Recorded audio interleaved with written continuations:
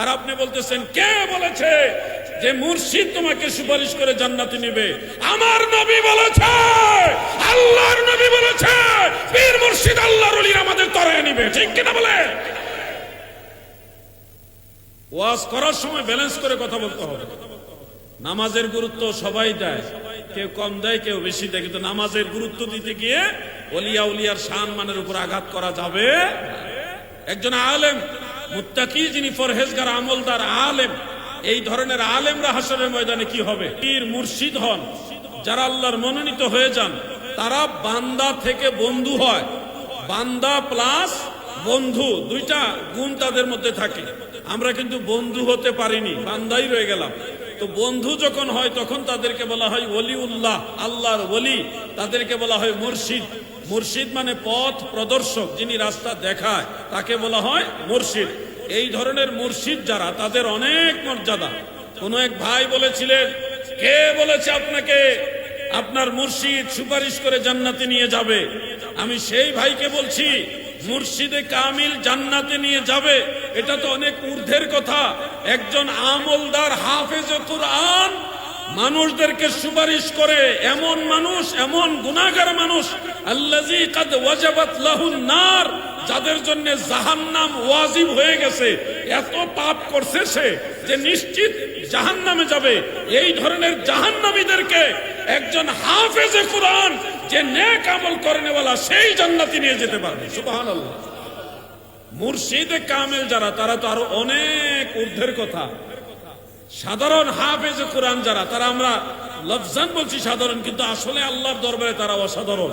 আমলদার যারা হাফেজে কুরআন, তারা হাসরের ময়দানে বহু মানুষ, হাদিস শরীফে 10 জনের কথা আছে, 10 জনকে জান্নাতে নিয়ে যেতে পারবে। আপনাদের এলাকায় হাজী সাহেব আছে না? মুসনাদে বাজ্জারের মধ্যে হাদিস উল্লেখ রয়েছে, 2টা সূত্রে রয়েছে হাদিস শরীফটা।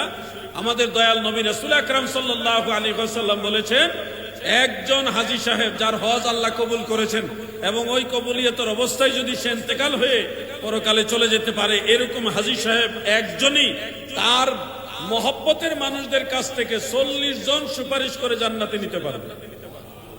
একজন হাজী সাহেব যদি তার মহব্বতের মানুষদের 40 জন সুপারিশ করে জান্নাতে নিতে পারে, তাহলে যিনি মুর্শিদ আল্লাহর ওলি হন, যিনি গৌসুল আজম হন, গৌসে জামান হন, এরকম বড় মুর্শিদ যারা, তারা কি আমাদের মতো গুনাহগার যারা, তাদেরকে সুপারিশ করে নিতে পারবে নাকি পারবে না? এই জন্য আলোচনা করার সময় ব্যালেন্স করে কথা বলতে হবে।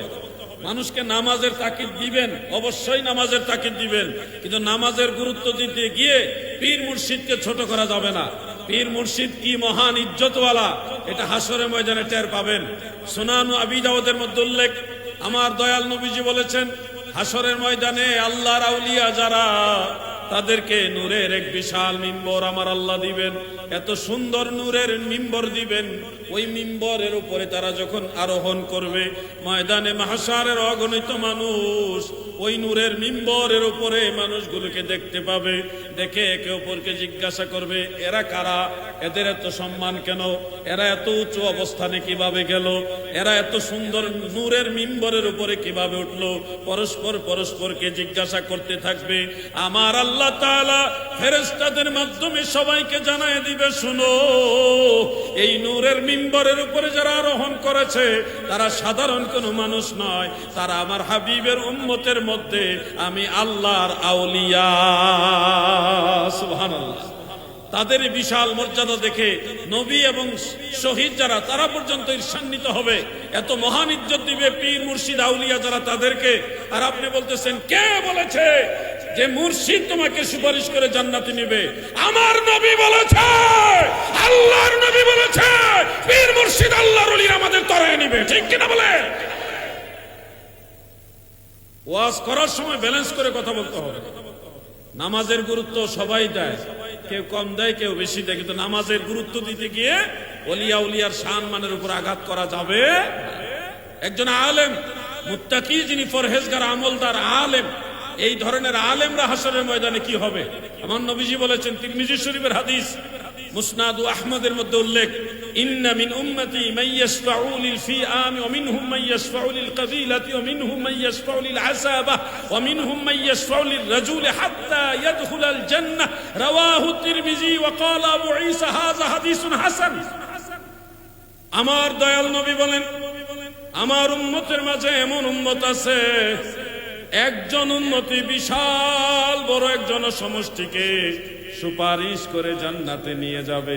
একজনে বিশাল জনসমষ্টি। আপনার এই ফটিকছড়িতে বেশ কত লক্ষ মানুষ হইতে পারে?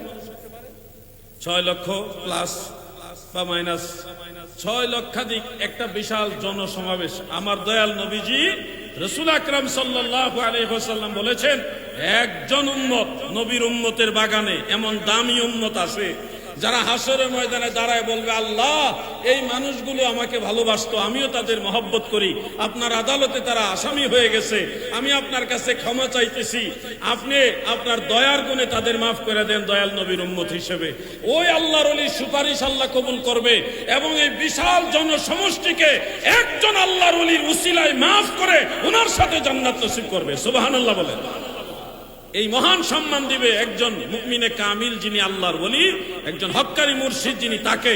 আর আমরা যদি জোর গলায় বলি যে কে বলেছে তোমাকে তো মুর্শিদ সুপারিশ করে জান্নাতে নিবে, আরে ভাই আল্লাহর নবী বলেছে মুর্শিদে কামিল তার গুনাহগার মুরিদানদেরকে হাসরের ময়দানে সুপারিশ করতে পারবে।